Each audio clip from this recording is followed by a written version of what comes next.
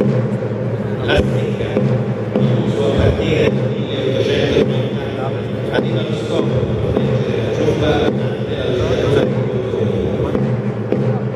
Il legno di noce, lunga circa 30 cm, faceva parte del corretto rituale di soldati e marinai.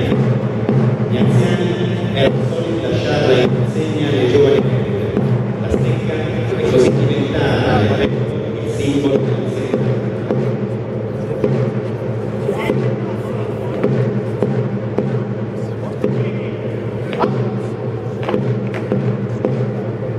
Noi, anziani della scuola militare Bruciatella, proseguendo le tradizioni di questo istituto, consegniamo la stecca, simbolo del passaggio dei nostri posti.